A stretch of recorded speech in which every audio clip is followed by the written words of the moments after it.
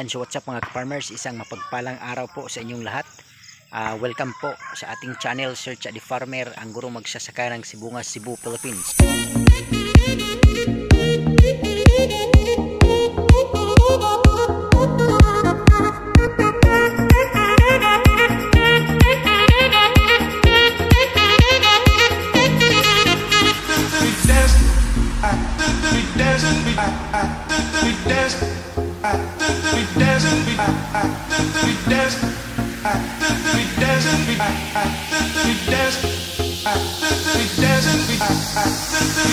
And if you're new to this channel mga farmers, please don't forget to subscribe and click the notification bell in order for you to be notified with my coming videos.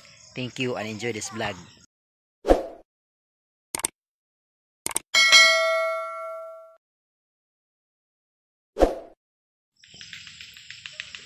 Okay mga farmers, so for today's video mga farmers, yung topic natin is yung mga tinatanong ng ating mga tagapagsubaybay, ano? So unang-una is ano po daw ang nagamit nating mga insecticide, fungicide at foliar dito sa ating Ampalaya Garden.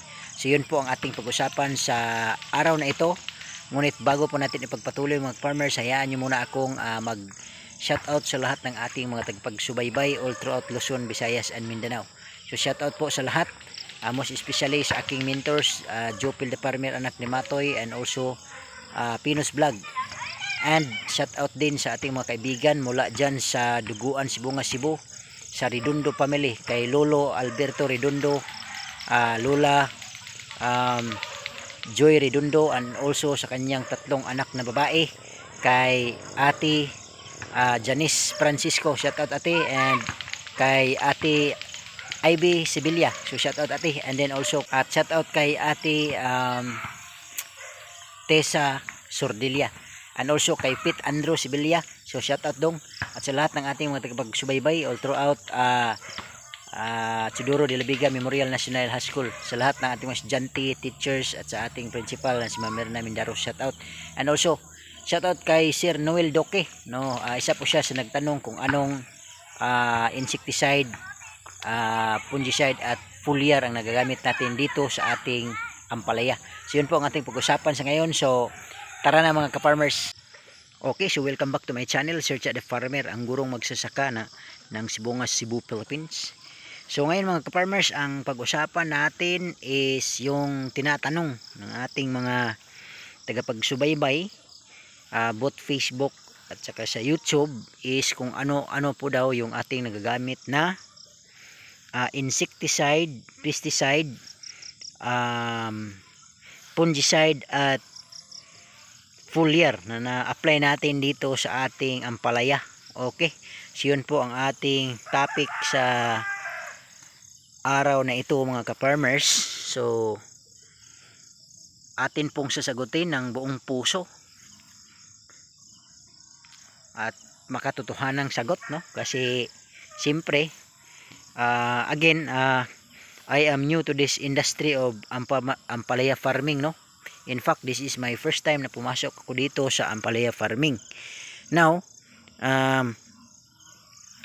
yung mga ginagamit nating mga farmers, yung nagamit ko na dito recently na aking ginagamit na insecticide ay dalawang insecticide yung aking nagamit, na try ko nang gamitin dito mga ka-farmers.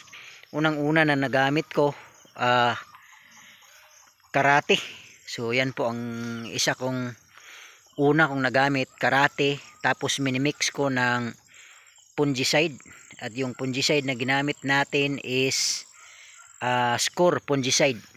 Okay, so ang ating mixing is sa isang knapsack sprayer is mga ka-farmers, 10 ml na karate and also 10 ml na fungicide sa isang knapsack sprayer, or 16 liters man na siya, no? So 10 ml per 16 liters na tubig.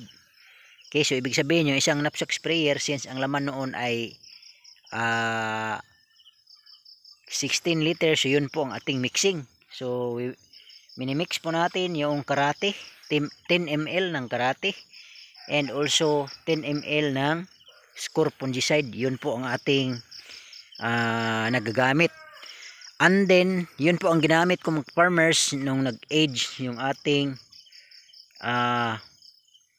ampalaya, 10 days hanggang 25 days. Yun po ang ina-apply ko dito sa aking ampalaya garden. So gumamit ako ng karate na insecticide at Score fungicide. Minimix ko yan at yun ang ini-spray ko. Then right after 25 days, nung nag-26 na, nag-change na rin tayo ng abono na pinapakain natin. So together with that ay change ko rin yung application na ating insecticide. Kasi napapansin ko mga ka-farmers, sa mga edad na yon, dumadami na yung dahon. So ang unang umaatake mga ka-farmers sa aking na experience dito bilang first timer baguhan is umaatake yung mga uod, yung uod na green.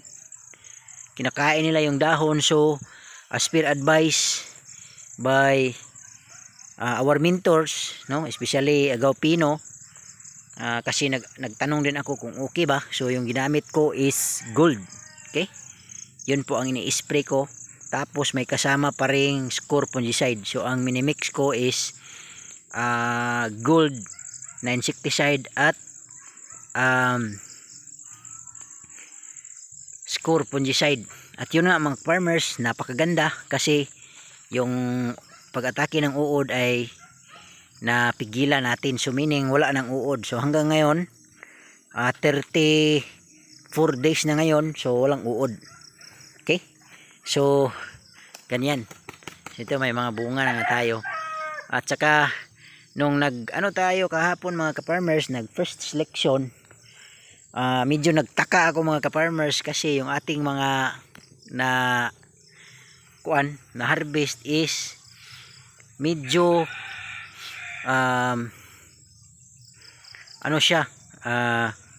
Bisaya ba, mugbo, no? So ang ampalaya is short, very short, unlike this one medyo mataas na. Normal lang pala mga ka-farmers na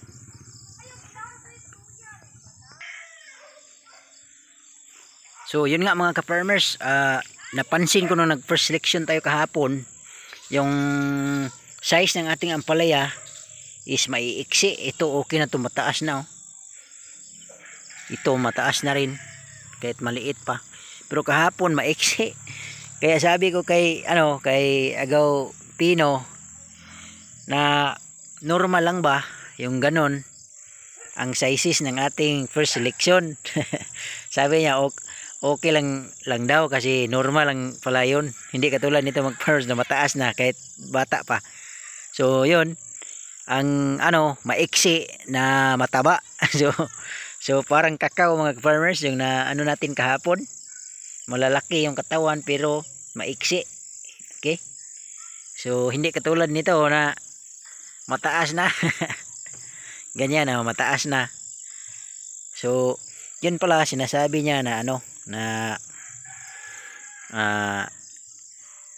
maiksi pala kapag yung first harvest. Okay, and also again, no, so tapos na tayo sa ating na ibigay ko na yung ideya about kung ano yung mga nagamit nating mga insecticide at fungicide. So yan, mataas. Now ngayon we will go to yung foliar na ginamit ko mga farmers. Actually mga farmers, ngayong araw lang ako nakapag-apply ng foliar, no, honestly speaking. Tinatanong ko rin yung aking mentor, mataas na kahit bata pa. So natanong ko yung mentors ko kung anong araw or ilang days pwede nang mag-apply ng foliar. Sabi niya, kasi titingnan naman niya lagi niya yung mga videos ko, sabi niya mga ka-farmers na anytime pwede na akong mag-apply ng foliar. Kaya yun, bumili ako ng foliar nung isang araw and then in-apply ko kanina. Okay, So yung in-apply ko mga foliar mga farmers is calcium boron. Yun po ang ina-apply kong foliar dito sa ating ampalaya. Okay?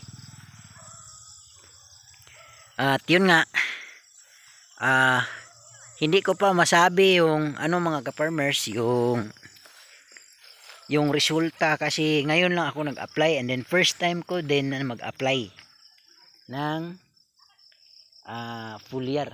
Kaya sa mga susunod na vlogs ko na siguro masasabi kung ano yung magiging resulta ng ating pag-apply ng mga ka-farmers ng foliar. Basta honestly speaking yung nagamit ko mga ka-farmers dito sa ating ampalaya garden is yung insecticide at pesticide natin is Karate and Gold. Yun po ang nagamit natin. Tapos yung fungicide natin mga ka-farmers is Score fungicide. Okay? So yun po yung ating mga nagagamit. And then yung foliar naman mga ka-farmers is yun nga sabi ko, calcium boron yung ating nagamit na foliar. Okay, so kaninang umaga, early in the morning, yun po ang first na in-apply ko. Ang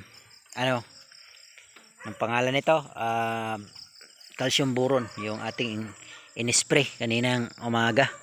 At sinamahan ko na rin, minimix ko ng Score fungicide pa rin kasi kasi mga ka-farmers, laging umuulan, kaya kailangan talaga fungicide. Kasi pag umuulan, sabi na ang mentors natin at saka sa na-experience ko din sa pag-aalugbate, kapag umuulan, yung problema talaga is fungus. Kaya kailangan laging nag-spray tayo ng fungicide. Kaya yun ang ginawa ko kanina. Yung ating mga ka-farmers, yung ating calcium boron na foliar ay sinamahan natin, minimiksa natin ng ang pangalan nito, fungicide, which is Score pa rin yung gamit natin. Hindi ako gumamit ng ibang malalakas na fungicide kasi wala mang problema yung mga tanim ko dito. Siguro mga farmers, considering na this is the first time na tinamnan ito ng ampalaya ang lupang ito. Yan, tagal na to sa mga ng mga nanay tatay ko. Na tong lupa na to, nasa kamay nila na for 51 to 52 years. Tapos ngayon lang na nasubukan ng ampalaya. Kasi ang laging tanim nito mga farmers dati mais, tapos mayroong okra, talong, sili, ganon. Pero hindi pa na-trya ng ng ampalaya. Kaya yun nga sabi ko, first time nitong lupa na to na matamnan ng ampalaya. Kaya ngayon wala akong problema. Siguro sa next cropping na natin, yan to mga bunga, malaki ito, mataas na, malaki na, na to sa second harvest. Yan, saka yun marami ng bunga actually mga ka-farmers, okay. Yan malaki, lapit-lapit na rin, masama na yan sa second selection natin. So yan po mga farmers yung ating mga mai-share sa ngayon. Sinishare po natin yung ating mga experience, although baguhan tayo sa ampalaya farming, pero worth sharing po yung mga natin, mga na-experience. Okay, so I think yun lang siguro mga ka-farmers ang ating mai-vlog sa ngayon. And then I would like to say thank you so much to all of you na nandyan. Every time mag-upload ako, kahit hindi po ganun marami yung ating views, pero meron talagang mga nag-view. So ito, maraming bunga. Tuy-tuy. 1, 2, 3, 4, 5, 6. So yan. yung ating ano ngayon situation dito sa ating Ampalaya Garden ano. So yun lang mga ka-farmers, kasi ano na, gumagabi na rin. Kaya ano, tapos ano pa ako, may gagawin pa rin ako na ano, activities good for 1 week para sa aking mga estudyante, kasi by tomorrow hanggang Friday maiwan ko tong mga ano, mga estudyante ko sa kwan, sa kung sino man yung mag-substitute sa akin, kasi I was sent to attend 1 week seminar doon sa Cebu City about ano, higher order thinking skills na seminar. So kaya maiwan ko muna yung mga estudyante ko sa mag-substitute sa akin, and also itong Ampalaya ko maiwan ko din to sa ano, kapatid ng aking wife at saka kay nanay. Okay, so sila po yung assign ko, tapos ano na lang, magbibigay ko na instruction kung anong gagawin. So yun nga mga ka-farmers, once again, Sir Cha the Farmer, ang gurong magsasaka ng Sibungas, Cebu, Philippines. Thank you so much and bye bye. God bless po sa inyo.